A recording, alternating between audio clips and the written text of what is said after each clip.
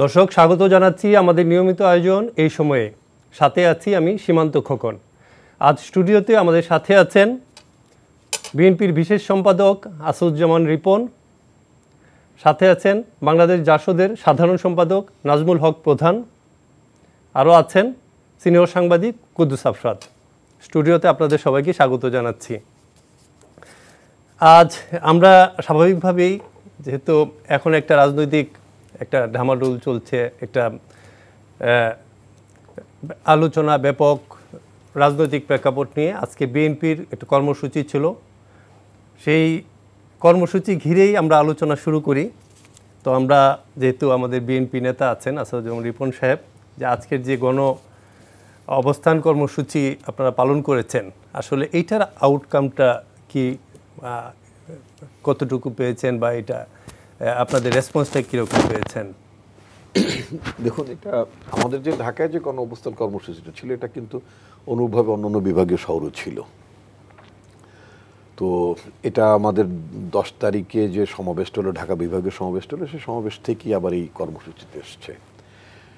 যতক্ষণ পর্যন্ত আমাদের দাবিটা কি? আমাদের দাবি হচ্ছে নির্বাচনকালে একটা অন্তর্বর্তীকালীন সরকার থাকতে হবে। ইভিএমের মানে আমরা যে দাবিগুলো বলেছি, ইভিএমে ভোট হবে না এবং এই সরকারকে পদত্যাগ করতে হবে। আনলেস এন্ড আনটিল আমাদের এই দাবিটা রিয়ালাইজ না হওয়া পর্যন্ত, তাই না, এই দাবিগুলো রিয়ালাইজ না হওয়া পর্যন্ত আমাদের বিভিন্ন কর্মসূচি চলবে। একের পর এক কর্মসূচি হচ্ছে এবং মানুষ রেসপন্স করছেন। আপনার ওবায়দুল কাদের সাহেবের মানে মন্তব্যের একাংশ আমি উচ্চারণ করে বলি যে বিএনপির সমাবেশটি মোটামুটি, যদি আমাদের সমাবেশের অবস্থান ছিল, তো উনি যখন বলেন মোটামুটি, তাহলে আমাদের বুঝতে হবে যে এটা মোটামুটি একটা আমাদের অবস্থানটা ভালোই ছিল। যাই হোক, এখন কথা আমি যেটা বলেছি যে সেটা হচ্ছে এটা একটা কন্টিনিউয়াস প্রসেস। যতক্ষণ পর্যন্ত সরকার একটি ভবিষ্যৎ নির্বাচন অনুষ্ঠানের জন্য একটি অন্তর্বর্তীকালীন নিরপেক্ষ সরকার আসার যে প্রক্রিয়াটি, সে প্রক্রিয়াটি যাতে, আমরা অফকোর্স সাংবিধানিক প্রক্রিয়ার কথাই বলছি, কারণ ইতিপূর্ব যা কিছু হচ্ছে কোনোটা সংবিধানের বাইরে হয়নি। যে আপনার 90-এর মানে গণ-অভ্যুত্থানের সময় তখন যে তত্ত্বাবধায়ক ব্যবস্থাটা, সেটাও সংবিধান সম্মত, সেটা যে সংবিধান বহির্ভূত ছিল তা না। অর্থাৎ এটাকে ফ্যাসিলিটেট করার জন্য সরকারের যা যা করণীয় সেটি তো আমরা সরকারের কাছে প্রত্যাশা করি। সেই দাবিতেই তো আমরা মানে অনড় রয়েছি। আমরা দেখতে পেলাম সেটা হচ্ছে যে এই সরকারের তরফ থেকে আপনি দেখবেন আওয়ামী লীগের যে নতুন কমিটিটা হওয়ার পরে তাদের ফার্স্ট সেন্ট্রাল ওয়ার্কিং কাউন্সিলের মিটিংয়ে ওবায়দুল কাদের সাহেব পুরনো সুরই আবার বললেন যে মানে প্রশাসন নিরপেক্ষ থাকবে, সরকার রুটিন কাজ করবে, নির্বাচন কমিশনকে সহায়তা করবে, নির্বাচন কমিশন স্বাধীনভাবে কাজ করবে। যেই প্রতিশ্রুতি দিয়ে তারা 2018 সালে আমাদের সহ অন্যান্য রাজনৈতিক দলগুলোকে নির্বাচনে নামালেন, এবং আমরা যে অনেকে বলেন যে দুটো দলের মধ্যে আস্থার সংকট, হ্যাঁ, আস্থার সংকট তো আছেই, কারণ তারা 18 সালে ইনক্লুসিভ ইলেকশন করতে পেরেছেন, আমাদেরকে মানে আস্থায় আনতে পেরেছিলেন, কিন্তু আস্থাটা রক্ষা করেননি বলেই তো এখন আর আস্থা রাখা যাচ্ছে না। আচ্ছা, এই ব্যাপারে যাচ্ছি আমাদের নাজমুল হক প্রধান সাহেব। আচ্ছা, এই যে যুগপৎ আন্দোলন, এই আন্দোলনের স্ট্রাকচারটা এখনকার এই যে ইলেকশন সামনে এসছে, এটা কতটা মানে আপনি কার্যকর হবে বলে মনে করেন, বা বিএনপির এই আন্দোলনটা কতটা ইফেক্টিভ হবে? একটা বিষয় হচ্ছে, ধন্যবাদ আপনার, একটা বিষয় হচ্ছে যে রিপন সাহেব যথার্থই বলেছেন, সেটা হচ্ছে যে বাংলাদেশের নির্বাচন আসলেই এরকম ঘটনা হয় বা একটা টার্ময়েল বা সিচুয়েশনটা উত্তপ্ত হয়। এবারই প্রথম না, এটা প্রতিবারই হয়। কারণটা হচ্ছে এখানটা পার্মানেন্ট নির্বাচনী ব্যবস্থাটা, এটা আমরা দেশ স্বাধীনের পরের থেকে আমরা এক একটা সময় একেবারে নির্বাচন করেছি, কোনো নির্দিষ্ট কোনো নির্বাচনী ব্যবস্থা নাই, এবং নির্বাচনের মধ্যে সরকার পরিবর্তন যে হবে তা না এরকম কোনো ধারাও অবশিষ্ট নেই। রাইট, এই যে নেই, ফলে জনগণের মধ্যে অসহিষ্ণুতা বেশি। এখন সে জায়গায় দাঁড়ায় বিএনপির এই প্রোগ্রাম, যুগবদ্ধ এই প্রোগ্রাম, তাই না, এটা কতটুকু কার্যকরী হবে জিজ্ঞেস করছেন। আপনার এটা জেনে রাখা ভালো, বা জনগণও জানেন, বিএনপির বাইরেও ছোট ছোট যেগুলি রাজনৈতিক দল আছে, বা আমি যদি জোটের কথা বলি, বা আমি যদি অন্যান্য বাম সংগঠনের কথা বলি, যেটাতে মাননীয় প্রধানমন্ত্রী বঙ্গবন্ধু কন্যা শেখ হাসিনাও নিজে উচ্চারণ করেছেন, ডান বাম সব এক হয়েছে। সবার দাবি তো একটা, আমি আমার ভোটটা দিতে চাই, এক তো হবেই এখানটায়। তাহলে ভোটটা দিতে চাই, ভোটটা যে সহজভাবে দেওয়া যাচ্ছে না, দেওয়া যাবে না, এটা তো পরিষ্কার। দিবালোক কিন্তু স্পষ্ট। এই কথাটা আর পুনর্বার স্লোগান দিয়ে ব্যক্ত করার কোনো প্রয়োজন নেই। আমরা একটা ভালো ভোট চাই। সরকারের পক্ষ থেকে প্রথম তো ব্যঙ্গ করা হতো ওবায়দুল কাদের সাহেবের পক্ষ থেকে, তাই না, এই বিএনপি মিছিল করতে পারে না, এই করতে পারে না। এখন যখন মিছিল সমাবেশ তখন কয় যে এটা ষড়যন্ত্র করতেছে, তাই না। আজকে যেমন বলছে কি যে না একটু মোটামুটি সমাবেশ আছে, মানে সরকার বিএনপিকে ক্ষমতায় থেকে একটা নির্বাচন খাওয়াতে চায়। আবার আমার ধারণা নেরা দুইবার বেলতলায় যায় না, যাবে কিনা এটা অন্যরা জানেন না, দুইবার বেলতলায় যায় না, এটা খুব প্রাচীন প্রভাব, দুবার বেলতলায় যায় না। তাহলে সেই ক্ষেত্রে একটা ভালো ভোট কিভাবে হবে, তাই না, সেটা হচ্ছে যেহেতু এই 8টা পাবলিকের আছে, তাহলে অবশ্যই এই আন্দোলনগুলি যেগুলি এখন খুব ক্ষীণ মনে হচ্ছে, এই আন্দোলনগুলি 1 বছরের মধ্যে অনেক প্রবল হবে এবং জনসম্পৃক্ত হবে এবং একটা অভ্যুত্থানের পরিবেশ তৈরি হবে যদি সরকার আগের থেকে সতর্ক না হয়। তো আপনি আচ্ছা জনাব কুদ্দুস আফরাদ, আপনি কি মনে করেন যে সরকার এটা কতটা আমলে নিচ্ছে, এই যে বিএনপির আন্দোলন? সরকারের বক্তব্য অনুযায়ী তো এখন তারা আমলে নিচ্ছে, তারা বলছে যে কনস্টিটিউশন অনুযায়ী পরবর্তী নির্বাচন হবে, এটা সরকারের বক্তব্য। ইতিমধ্যে আপনি ডক্টর আসাদুজ্জামান রিপন ভাই এবং নাজমুল হক প্রধান ভাই বলেছেন, কিন্তু বিষয়টা হচ্ছে একটু আগে প্রধান ভাই যেটা বললেন, যদি আগামী 1 বছরে গেলে কিন্তু এটা আর কিছু হবে না। আমি মনে করি যে যাই হোক আগামী 6 মাসের মধ্যে হতে হবে। বিষয়টা কি আর কি, হ্যাঁ, আগামী 6 মাসের মধ্যে যদি না হয় তাহলে, কারণ এটা শেষ টাইমে যে একটা জায়গায় গেলে যারা ক্ষমতাসীন তারাও চাইবে না যে তারা একবার পরাস্ত হয়ে এখান থেকে ছেড়ে দিয়ে আসো। সেই ধরনের চাপ যদি ক্রিয়েট করতে পারে তাহলে একরকম। আর আমার যে বিশ্লেষণ সেটা হচ্ছে যে জোটবদ্ধ আন্দোলনে আমরা এরশাদ জামানায় দেখছি, বিএনপিরও যখন লাস্ট টাইমটা 91-96 শেষ টাইমটায় জোটবদ্ধ আন্দোলন আমরা দেখলাম বা যুগপথ আন্দোলন দেখলাম, দুটো সময়। এই যুগপথ আন্দোলনের ইউনিটিটা যদি মজবুত হয়, যে কোন দাবে এখন ইউনিটিটা, এই যে যুগপথ আন্দোলনের খণ্ড 7 দল 12 দল বা 5 দল ইত্যাদিভাবে যে জোটগুলো হচ্ছে, এই জোটটা কোনটা গভর্নমেন্টের কোনটা গভর্নমেন্টের বাইরের, মানে আমি যদি স্থূল এবং খুব এই ল্যাঙ্গুয়েজটা একটু হালকা করে বলি, সন্দেহ আছে যে হ্যাঁ, এই সন্দেহগুলো হচ্ছে হালুয়া রুটি, দুই সাইডের হালুয়া রুটি যদি দেখা হয়, সেই ওইটা অর্থাৎ এইটা আগামী কিছুদিন পরে দেখা যাবে। আমি বিশেষ করে 94-95 যখন আন্দোলন হচ্ছিল, নাম বলছি না, একটা দল ছিল বাইরের থেকে আন্দোলন করতো, যুগপথ আন্দোলন, কিন্তু তাদেরকে কর্মসূচি কখনোই জানানো হতো না বহুত, এবং তারা আমাদের উপর, আমি যেহেতু সাংবাদিক আমার উপর নির্ভর করতো যে কর্মসূচিটা যদি আপনি আগে পেয়ে যান আমাদের একটু দিবেন। তার কারণ হচ্ছে তারা ওই দলটাকে ফলো করবে, সন্দেহ করত যে এই দলটা গভর্নমেন্ট প্যাট্রোনাইজ, সেই জন্যই তাদের কাছে, অর্থাৎ তারা যখন এই কর্মসূচি প্রকাশ করতো এর জাস্ট 1-2 মিনিটের মাথায় ওরা পেয়ে যেত, আমরা সাংবাদিকরাই তাদেরকে জানিয়ে দিতাম। তাদের লেয়াজোট ওইভাবে ছিল না, কিন্তু তারা প্রোগ্রামে লেগেছিল। এখন এইখানে অনেক জোট কিন্তু গড়া হচ্ছে, তারা কিন্তু এই বিরোধী দলের ভিতরে ঢুকে যাবে, এটা হচ্ছে সরকার একটা সেন্স। আবার অনেকটা গোপন ফাঁস করে দিচ্ছে, না ফাঁস তো হয়, এটা প্রধান দলের থেকে হয়, এগুলো স্বাভাবিক, ওই জায়গায় আমি যাচ্ছি না। আমি শুধু বলছি যে এই জোটগুলো কতটা অ্যাক্টিভ হবে, কতটা অ্যাক্ট করতে পারবে যুগপথ আন্দোলনে, তার উপরে নির্ভর করবে হচ্ছে আন্দোলনের ফলাফল। আর ফেয়ার ইলেকশন আসলে দলীয় সরকারের অধীনে যদি বিবেচনা করি, দলীয় সরকারের অধীনে খুব ভালো কোনো ইলেকশন কখনোই হয় নাই। আবার আমাদের তত্ত্বাবধায়ক সরকারের অধীনে নির্বাচন বা অস্থায়ী সরকারের অধীনে নির্বাচন, সেগুলো নানান কারণে আমাদের পলিটিক্যাল দলগুলো প্রশ্নবিদ্ধ করেছে। যেই দলে হেরেছে সেই দলই প্রশ্ন তুলেছে যে সূক্ষ্ম কারচুপি বা এই নির্বাচন ফেয়ার হয়নি। আমাদের এখানে যারা জনগণ ভোটার, তাদের একটা অংশ আম জনতারা হচ্ছে সবসময় রাজনৈতিক দলের প্রধান নেতাদের উপরে তাকিয়ে থাকে, তারা যেটা বলে এটাই বিশ্বাস করে। আর যারা একটু কনসাস ভোটার, তারা কিন্তু এই মারপেজ বুঝে, এবং এই যে ফ্লোয়িং, এই যে মারপেজ বোঝা জেনারেল ভোটার বা প্রত্যেকেরই তো একটা রাজনৈতিক মতাদর্শ আছে, এই ইয়েগুলো কিন্তু এখনও তারা কোনো দিকে হেলে নেই, তারা স্যাটিসফাইড, তারা একটা ভালো ভোট চায়, কিন্তু কে কাটছে ভালো এই নিয়ে কিন্তু একটা দ্বন্দ্ব তাদের নিজেদের মধ্যে আছে।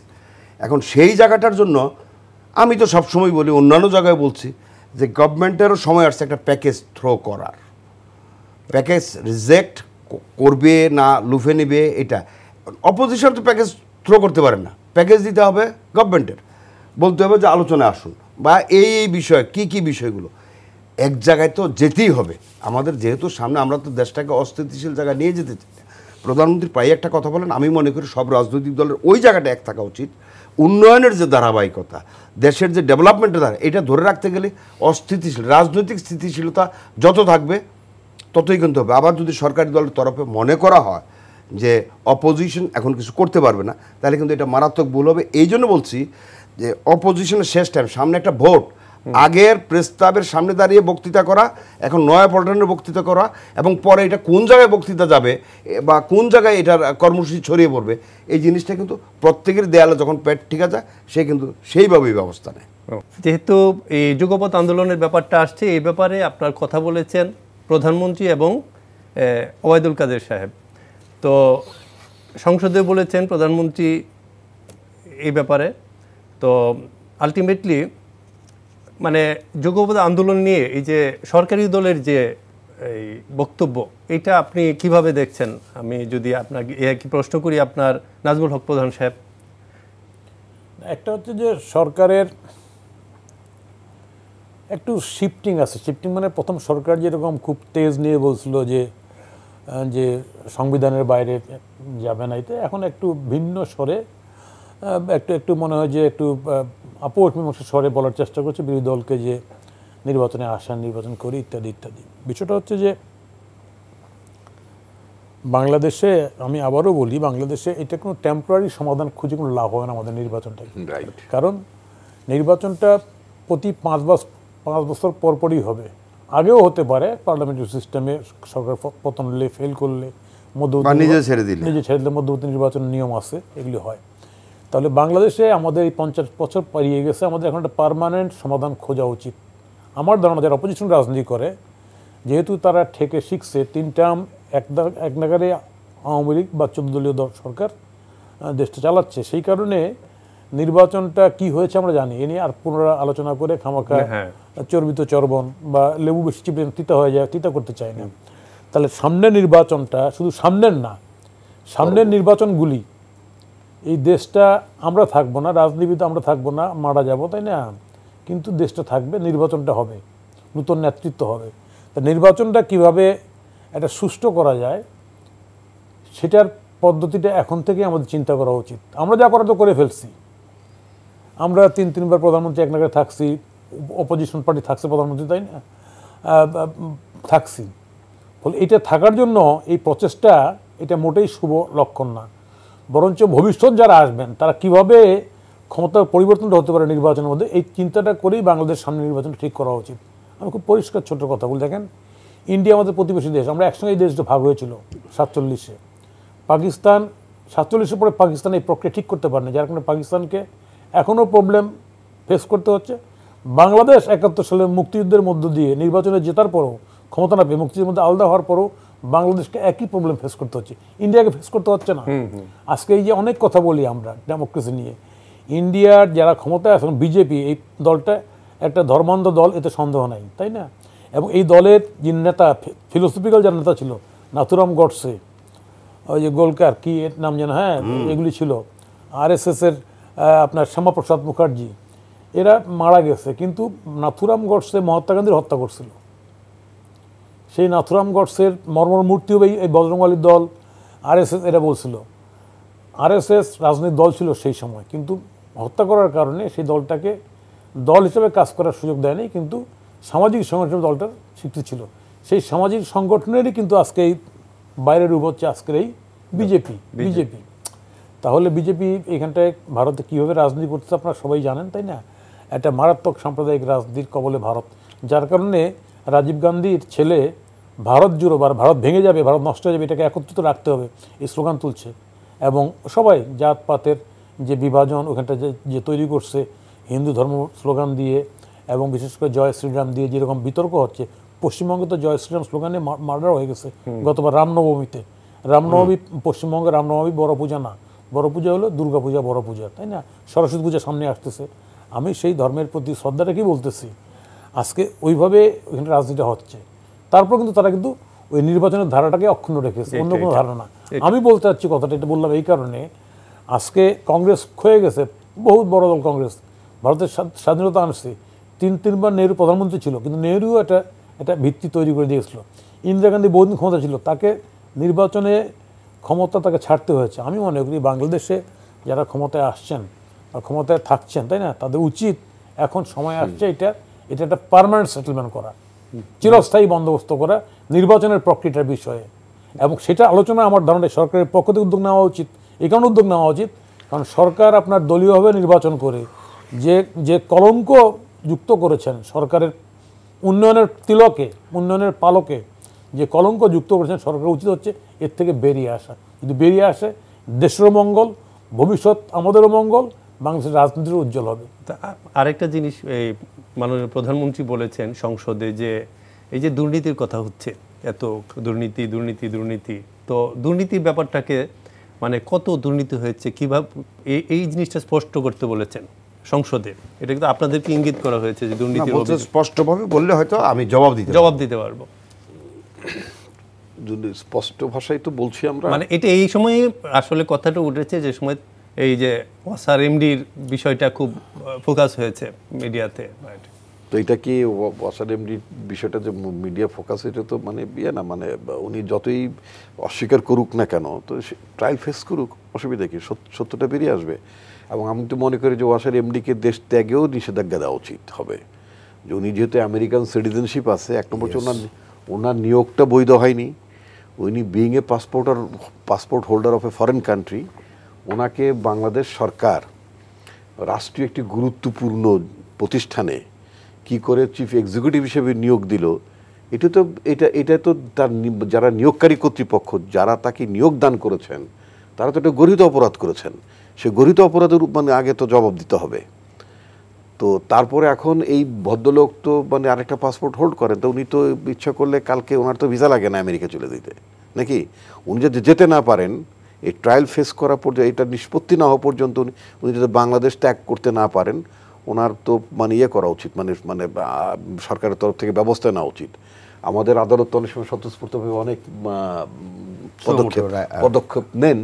আই ক্যানট সাজেস্ট দ্য মানে জুডিশিয়ারি, বাট হয়তো আমাদের মানে বিজ্ঞ বিচারপতিরা হয়তো চিন্তা ভাবনা করতে পারেন। That is a different issue. Number 3 হচ্ছে আপনার আজকে আমি আরেকটা হেডিং এইভাবে দেখলাম যে মেগা প্রজেক্টের দুর্নীতি হয়নি, মানে উনি করেছেন, ডিফেন্সে গিয়েছেন। বিষয়টা হচ্ছে যে এই যে ডিফেন্সে আসলেন, এতদিন তো অন্য কথা বলতেন, এখন তো বলতে হচ্ছে যে না মেগা প্রজেক্টের দুর্নীতি হয়নি। মেগা প্রজেক্টের দুর্নীতি হয়নি, আমার বক্তব্য 1 টাকার মাল 3 টাকায় যে গেল, বলেছেন অমূলক, মানে অমূলক। আচ্ছা, সেটা তো কেউ, সেটা তো সরকারের তারা আছেন, তারা কি বলবেন যে এটা মূলক? এটা তো বলবেন না। আমাদের বক্তব্য যদি আমরা পদ্মা সেতুর কথা যদি ধরি, যে পদ্মা সেতুর নির্মাণের প্রাথমিক যে খরচ ছিল সেটা 10,000 কোটি টাকা, সেটা যে 30,000 কোটি টাকা যে সেটা উঠলো, তারপরে বারবার একটি কথা বলে আমাদের দেশের আইনমন্ত্রী থেকে শুরু করে সবাই একটি কথা বলে, যেটার নাম মানে তারা চালু করতে চান কথাটা, বলে যে কানাডার কোর্টে বলে দিয়েছে কোনো দুর্নীতি হয়নি। আসলে কানাডার কোর্ট এই কথা আদৌ বলেন নাই, এই কথা বলেন না যে এখানে কোনো দুর্নীতি হয়নি। তাদের জুরিসডিকশনের বাইরে ছিল বিষয়টা, যে কোর্টটা এটা করেছে তাদের জুরিসডিকশনের বাইরে ছিল। আচ্ছা, হ্যাঁ, তো সুতরাং এইটা তো ঠিক না। যদি তাই না হবে তাহলে ওই সময়ের যে যোগাযোগ মন্ত্রী সৈয়দ আবুল হোসেন তো তাহলে তো আবুল হোসেন মানে পেয়ে গেল, মানে ক্লিয়ারেন্স পেয়ে গেল, কোনো দুর্নীতি হয় না। তা আবুল হোসেন কেন আবার মন্ত্রী হলো না? আবুল হোসেনের অপরাধ তো মানে আরেকটা অপরাধ ছিল, সেটা হচ্ছে তিনি মন্ত্রিত্ব অবস্থায় তিনি গ্রিন পাসপোর্ট ইউজ করেছেন, তিনি রেড পাসপোর্ট ইউজ করেছেন। তো এইটা একজন মন্ত্রী তা পারেন না। সেটা ধরেন সেটা যে কোনো অপরাধ, আমি তো মানে আইনের বিচার বিশ্লেষণ বলতে পারবো না, শুধু বলতে পারি যে একজন মিনিস্টার বা একজন ব্যক্তি দুটো passport at a time hold করতে পারেন না। যাই হোক, that is a different issue. তো আবুল হোসেনকে কেন আবার রিঅ্যাপয়েন্ট করা হলো না? মানে সবই ক্লিয়ার, এভরিথিং ইজ ক্লিয়ার। না, আবুল হোসেন তো ওই দায় নিয়েই আবুল হোসেনকে সরতে হয়েছে। আবুল হোসেনকে তাহলে ফেরত আনা হলো না কেন যোগাযোগ মন্ত্রী? তো সেখানে সেটা আসে নাই। এখন আপনি আসেন বাংলাদেশের কিছু মানুষ, এই লোকগুলো তো আগে এত ধনী ছিল না। সিঙ্গাপুরে যে 46তম ধনী হয়ে গেল কে? বাংলাদেশের সামিট গ্রুপের আপনার আজিজ খান। তাকে বাংলাদেশের প্রতি বছরে 28,000 কোটি টাকা 1 মেগাওয়াট বিদ্যুৎ সাপ্লাই না করে জাস্ট ক্যাপাসিটি চার্জ, এটা ইন্ডিপেন্ডেন্ট পাওয়ার প্রডিউসাররা তাদের সাথে যে সরকারের যে চুক্তি আছে, এমন চুক্তি সরকারের লোকজন করেছে যে চুক্তির কারণে বাংলাদেশের জনগণের কষ্টার্জিত পয়সা, প্রবাসীদের কষ্টার্জিত রেমিটেন্সের পয়সা থেকে করে তাদের 28,000 কোটি টাকা এভরি ইয়ারে দিতে হয়। অর্থাৎ একটা করে পদ্মা সেতুতেই যে 3 গুণ দামে যে সরকার পদ্মা সেতু বানিয়েছে, এরকম একটা করে পদ্মা সেতু প্রতি বছরে বানানো যেত। আপনার মেট্রো রেলের কথা বলে, আমরা যখন ছাত্র ইউনিভার্সিটিতে 88-এ প্রবাবলি আমি যখন ডাক সিলেকশনের জন্য আমি একবার মানে আমেরিকা গেছিলাম, তার আগের বছর আজমির শরীফে গেলাম। যাওয়ার পর তো কলকাতা হয়ে গেলাম, যে দেখলাম মেট্রো রেলের বিশাল যজ্ঞ হচ্ছে। তার আগে তো আপনার মানে লন্ডনে গেলাম, সেখানে মেট্রো সব দেখে আসলাম, আমেরিকার সাবওয়েও দেখলাম। তো কলকাতা হচ্ছে, চিন্তা করো কলকাতার মতন দেশ, কারণ কলকাতা সম্পর্কে we did not have that much positive impression. মানে বাংলাদেশের তুলনায় আমরা মনে করতাম পশ্চিমবঙ্গ অনেক পিছিয়ে। কারণ তখন আমি যখন গেছি তখন ওই যে মানুষ চালিত গাড়ি ছিল, মানে আমাদের তো প্যাডেল মারে রিক্সায়, কিন্তু ওখানে মানুষ দৌড়িয়ে মানে ওইটা চালাতে, আমার কাছে খারাপও লাগতো বিষয়টা। যাই হোক, তো আপনার সেই কলকাতাতে আপনার 88-এ মেট্রো রেলের কাজ মোটামুটি প্রায় শেষ হওয়ার পথে, প্রবাবলি 90s-এ 84 সালে শুরু হয়, তারা 84 শুরু হয়, মানে 88-এ প্রায় পথে শেষ হওয়ার পথে। যাও, তা এখন এত বছর পরে বাংলাদেশে মেট্রো রেল হয়েছে, এবং এই মেট্রো রেলের প্রজেক্ট আপনার লুইস বার্জার ইনকর্পোরেশন নামে যে কোম্পানিটি বাংলাদেশে 2006 সালে বিএনপি সরকার যখন ক্ষমতায়, তখন তারা 3টি মেট্রো রেলের প্রজেক্টের প্ল্যান, প্রোগ্রাম, এভরিথিং তারা ডিজাইন করে দিয়ে যান। এবং ফাইনালি তো একটাই তত সত্য যে আজকে আমি যদি মানে আমার বয়স 6 বছর হয়, বা যদি আমি ক্লাস মানে 1-এ পড়ি, তো আমি 14 বছর পর তো আর 1-এ পড়বো না, 14 বছর পর তো আরও বেশি হবে। পরবর্তী গভর্নমেন্ট এসে এটাকে কমপ্লিট করেছে, কিন্তু অনেক বেশি মূল্যে করেছে। এরকম প্রত্যেকটা ক্ষেত্রে তারা মানে মেগা প্রজেক্টগুলোতে তারা ব্যাপক আপনার মানে ব্যয় বৃদ্ধি করেছেন। তো বলবেন যে ব্যয় বৃদ্ধি হয়, তো এরকম ব্যয় বৃদ্ধি হওয়া তো উচিত না। মানে আমার বক্তব্য ঔচিত্য বা অনুচিতের বা আমি একটু আসছি। তো তাহলে দুর্নীতির বিষয়টা তো আপনার থাকে না, তো তা না। আপনার যে এই যে আমি মানে কয়েক সেকেন্ডে শেষ করব, এই যে আপনার এলএনজি মানে আপনার টার্মিনালের যে ব্যাপারটা, আপনি জানেন এটার মালিককে? এই মালিক কিন্তু আপনি খুঁজে পাবেন না। একটা রহস্যময় মালিকানা এই এলএনজি টার্মিনালের ব্যবস্থাপনা এবং মালিকানার মধ্যে আছে। যেই কোম্পানি চুক্তি করেছে, যে কোম্পানি ইজারা, সব কিছু মিলিয়ে ঘুরে ফিরে যাদের নামে কোম্পানি রেজিস্ট্রেশন হয়েছে, সব ঘুরে ফিরে ওই মানে রসুনের মানে পশ্চাৎ দেশ এক জায়গায় একটা ব্যাপার আছে। এখানে শাসক দলের মানে পরিবারের সংযোগ এই আপনার এই এলএনজি টার্মিনালের সাথে আছে। তো সুতরাং আপনার দুর্নীতি তো ব্যাপক হচ্ছে। আপনার এখানে এত 19% না 20%-এ বাংলাদেশের ব্যাংক থেকে আপনি 9% ইন্টারেস্টেড টাকা নিতে পারেন। আপনি 19%-এর আপনার বিদেশ থেকে লোন আনা হচ্ছে, মানে অর্থাৎ এই কালো টাকাগুলোকে সাদা করে একটা ধান্দা। এখন আপনি আসেন, একটা মোবাইল ফোন ব্যবহার করার জন্য you need a SIM card. একটা সিম কার্ডের জন্য আপনার রেজিস্ট্রেশন করতে হয়, এনআইডি কার্ড লাগে। অথচ নভেম্বর মাসে 3টা ইসলামী ধারার 3টা ব্যাংক থেকে 7,500 কোটি টাকা তুলে নিল এমন কোম্পানি যাদের মানে আপনার কোনো ট্রেড লাইসেন্স নাই, বনানী ঠিকানা ব্যবহার করলো, যে বললো দেন এটা একটা আবাসিক বাড়ি, এর কোনো কোম্পানি নাই। এবং একটা জাতীয় পত্রিকা, মানে আমি প্রথম আলোর নামটাই বলি, প্রথম আলোতে হেডলাইন করলো ভয়ঙ্কর নভেম্বর, এর আগে 21,000 কোটি টাকা লোপট। আর কত চোখে আঙ্গুল দিয়ে দেখাবো যে বাংলাদেশের ব্যাংকগুলোকে কিভাবে সরকার ফোকলা করেছে, কিভাবে অবৈধভাবে মানে টাকা সাইফন করেছে, লুণ্ঠন করেছে। এরপরেও যদি আমাদের হিসাব দিয়ে বলতে হয়, বাংলাদেশের মানুষের পকেটে তো হাত দিয়ে টাকাই পায় না, আর আপনি টাকা মানে দুর্নীতি নাকি দেখাই দিতে হবে। ধন্যবাদ জনাব কুদ্দুস আফরাদ, আপনার কাছে যাব যে আমরা তো নানা প্রতিকূল অবস্থার মধ্য দিয়ে আমরা কাটাচ্ছি সময়। তো এর মধ্যে এই গতকাল আমাদের গণ অধিকার পরিষদের নুরুল হক নূর দেশে এসেছেন, এমনকি দেশে এসে উনি বেশ কিছু কথা বলেছেন, একটু আগেও এই ব্যাপারে কথা বলছিলেন।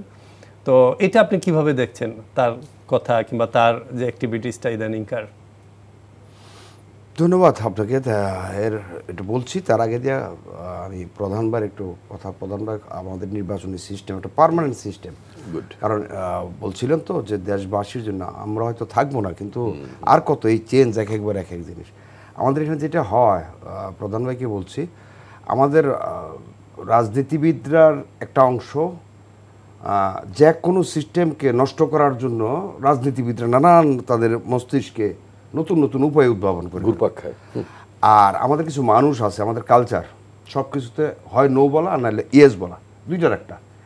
এই যে ইন্ডিয়ার কথা বললেন, ইন্ডিয়াতে যে পরিবার, ইন্ডিয়ান কিন্তু মেইন স্ট্রিম পিপল তারা এখনো অনেকটাই মানে কালচার, কৃষ্টি, ঐতিহ্য এগুলোকে সাংঘাতিকলি অন করে। হ্যাঁ, আমাদের এখানে দেশপ্রেমের অভাব আছে কারোকে আমি বিশ্বাস করি না, মানে অভাব আছে এটা বিশ্বাস করি না, কিন্তু আমি যেটা মনে করি আমরা অনেকটা হুজুকে বাঙালি শব্দটা কিন্তু আমাদের এখানে ইউজ হয়, এবং হুজুকে আমরা অনেক কাজ করছি। আমাদের কিন্তু 50 বছর বয়স, ধরেন কেয়ারটেকার গভর্নমেন্টটা খুব ভালো কনসেপশন ছিল, আমি কোনো দলের নাম নিচ্ছি না, কিন্তু এটাকে টেম্পোরিং করার মাধ্যমে কিন্তু আমরা এটাকে নষ্ট করে দিচ্ছি। এখন আসলে আমাদের একটা সিস্টেম দরকার। প্রধানমন্ত্রীর তরফ থেকে দলীয় সরকারের অধীনে বলতেছে পৃথিবীর কোথাও নাই। হ্যাঁ ঠিক আছে, দলীয় সরকার অধীনে কীভাবে হবে? সো আমি প্রথমে এই জন্য বলছিলাম যে একটা প্যাকেজ থ্রো করতেই হবে, এবং আমাদের অপরাপর যেই ক্ষমতার বাইরে যে রাজনৈতিক দলগুলা বা যারা ক্রিয়াশীল, যাদের পিপলের একটা বড় অংশ তাদের সঙ্গে আছে, তাদেরও কিছুটা ছাড় দিয়ে একটা সিস্টেমে যেতে হবে। আর আমাদের এখানে ওয়াদাটা বড় জোরালো থাকতে হবে। আমরা ক্ষমতায় গেলে সব কিছু দেখি সাদা, ক্ষমতার থেকে নামার সঙ্গে সঙ্গে সব কিছু দেখি কালো। এই জায়গাটা থেকে এই যে পারসেপশন রাজনৈতিক দলের, আমরা ক্রিটিসাইজ করি প্রত্যেক দলগুলো গায়ের জোর দিয়ে। কেন গায়ের জোর দিয়ে? আমি যদি বিএনপিকে ক্রিটিসাইজ করব, যুক্তি দিয়ে করতে হবে। আমি যদি আওয়ামী লীগকে ক্রিটিসাইজ করবো, যুক্তি দিয়ে করতে হবে। আমাদের এখানের বক্তব্যগুলো আমরা যদি আমার পাশের দেশে তাকাই বা আরও উন্নত দেশের দিকে তাকাই, আমরা কিন্তু যুক্তি দিয়ে তর্ক করি না, বলি যে তাকে রাখছে এটা দেওয়া যাবে না, তাকে আনা যাবে না। পাবলিক চাইলে আনা যাবে না কেন? পাবলিক চাইলে দেওয়া যাবে না কেন? তো আমাদের এই কালচার বোধকে সংস্কার করা জরুরি, এবং এইটার মাস্টার হতে হবে রাজনীতিবিদরা। যদিও একটা কথা আছে, এখন রাজনীতিবিদের একটা সংকট আছে। কারা রাজনীতিবিদ? ব্যবসায়ীরা, আমলারা, না যারা দীর্ঘদিন ছাত্র জীবন থেকে বা অন্যান্য পেশা জীবন থেকে রাজনীতি করে আসছে তারা? এই জায়গাটাও একটা আছে। আর আপনি যেটা বলছিলেন নুরুল হক নুরুর ব্যাপারে এইখানে কিছু অ্যাক্টিভিটিস নিয়ে কথা হচ্ছে। এইখানে নুরুল হক নুরুর আবার নানান ভার্সান ইউটিউবে দেখা যাচ্ছে। একবার তিনি স্বীকার করছেন, একবার অস্বীকার করছেন। আজকে একটা কথা বলছেন। নুরুল হক নুরুকে আসলে জাজ করা কঠিন। আমি তাকে সে প্রধানমন্ত্রী শেখ হাসিনাকে মা বলে শ্রদ্ধা করে বেড়ে এসে অন্য কথা বলছে। মানে এইকে কোনো পারসেপশনে ফেলানো যাবে না।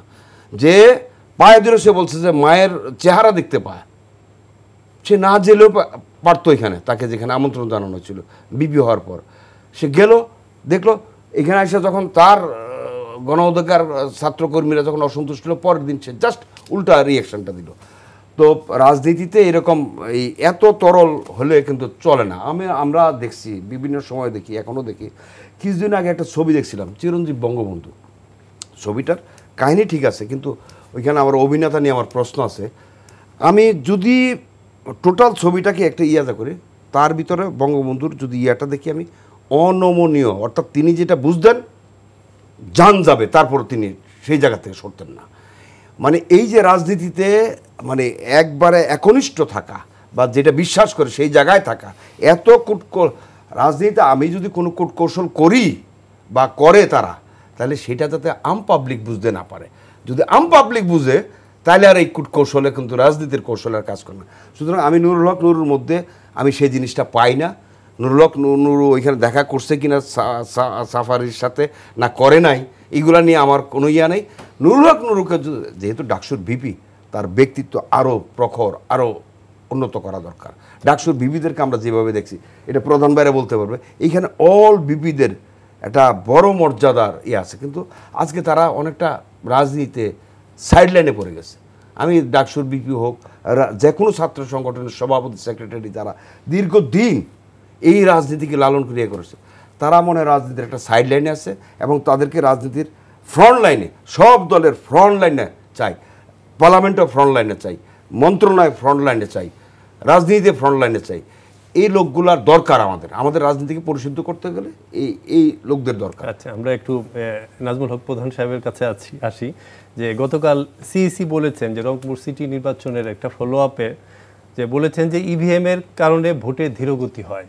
তো এটা এই যে স্বীকারোক্তিটা যে ধীরগতি হয়, ইভিএমের কিন্তু সমালোচনা করছে বিরোধী দল কিংবা এই জিনিসটা ইভিএম কিভাবে নিয়ে আলোচনাটা আমি করতে চাই না, এই কারণে আমাদের দলের পক্ষ থেকে আমরা পরিষ্কার বলেছি যেখানে অডিট ট্রেল পেপার নেই, ভোটটাকে চ্যালেঞ্জই করতে পারবো না, কত ভোট হলো, কত আমার পক্ষে কত ভোট পড়লো, কত ভোট না পড়লো, তাই না, কে দিল না, আলোচনার প্রয়োজন নেই এখনো।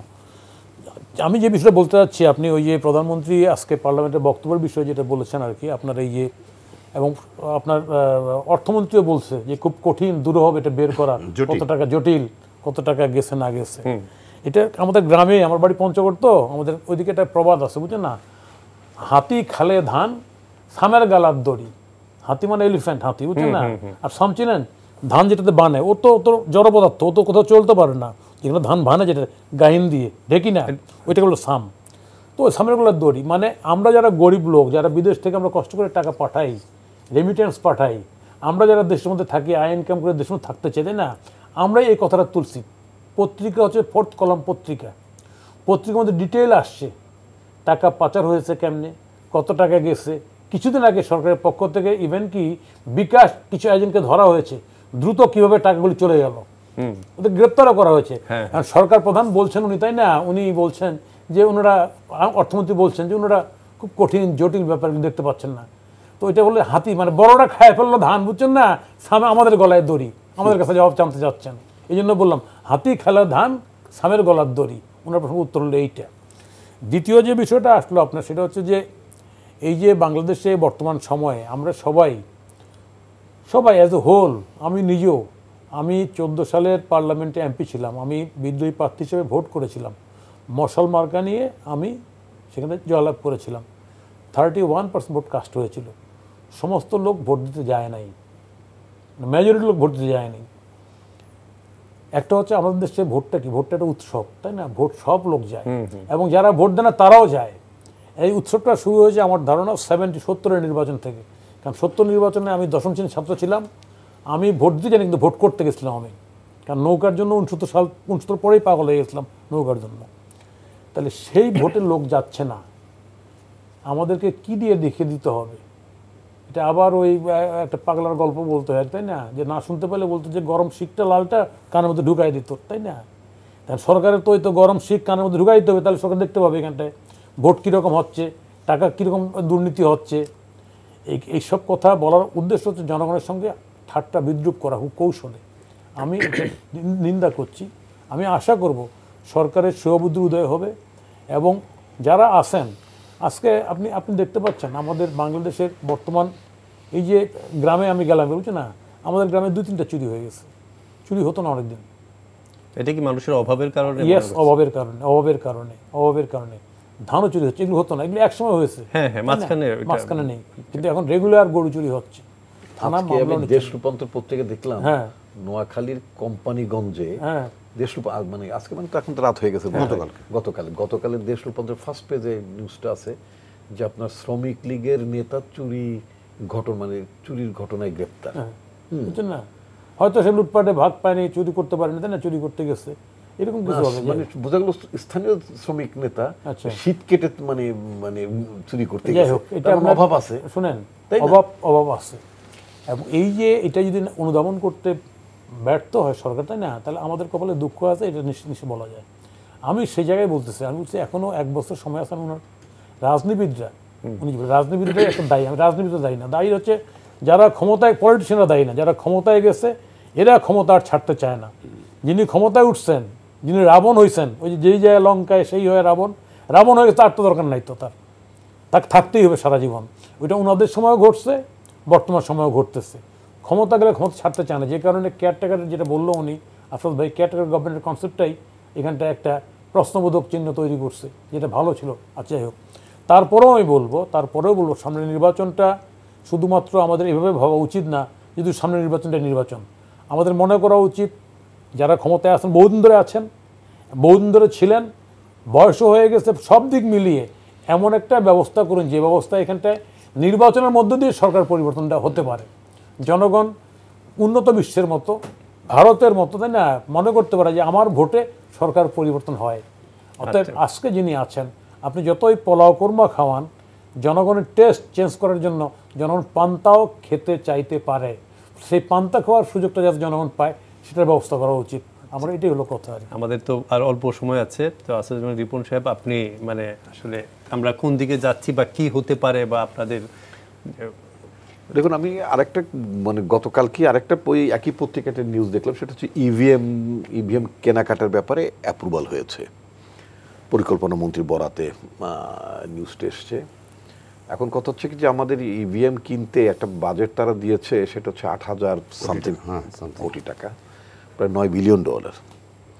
তো এই দেশের নাকি মন্দা, আপনার মুদ্রাস্ফীতি হচ্ছে আপনার 9% অ্যাবাভ, টাকা ছাপাচ্ছে গভর্নমেন্ট, তারপরে আপনার 15% বিদ্যুতের দাম বাড়লে এই মন্দাটা কোথায় যাবে, প্রবৃদ্ধিও কমে যাবে, এরকম একটা আভাস প্রবৃদ্ধি তো অলরেডি ওয়ার্ল্ড ব্যাংক আপনার 7.2 গভর্নমেন্ট প্রজেক্ট করেছে, ওয়ার্ল্ড ব্যাংক 5.2 প্রজেক্ট করলো, এটা গতকালকেরই নিউজ।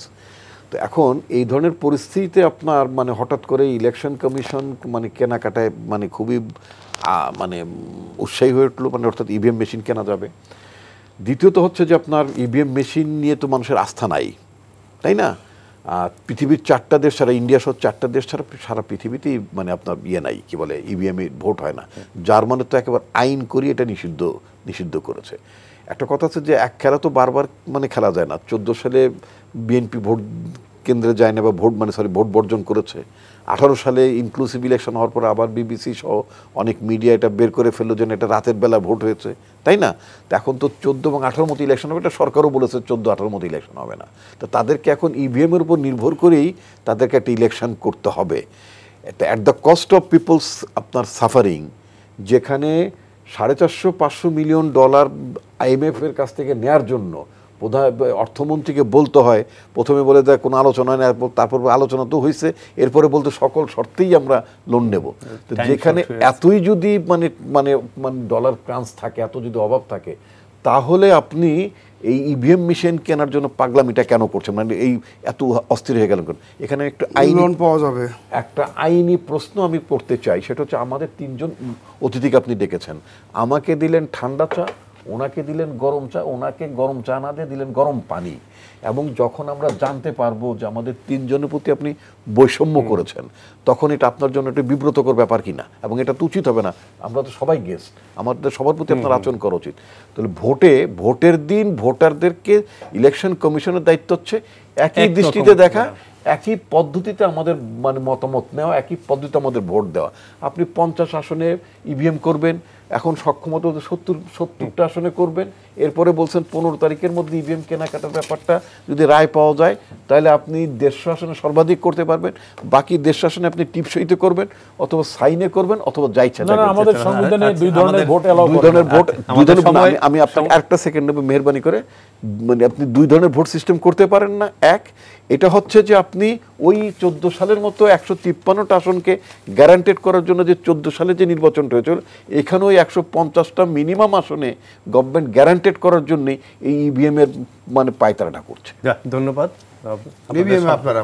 আপনাদের সবাইকে ধন্যবাদ জানাচ্ছি এই স্টুডিওতে আসার জন্য। প্রিয় দর্শক, এই ছিল আমাদের আজকের আয়োজন। আপনারা ভালো থাকুন, সুস্থ থাকুন, এই প্রত্যাশায় বিদায় নিচ্ছি। শুভরাত্রি।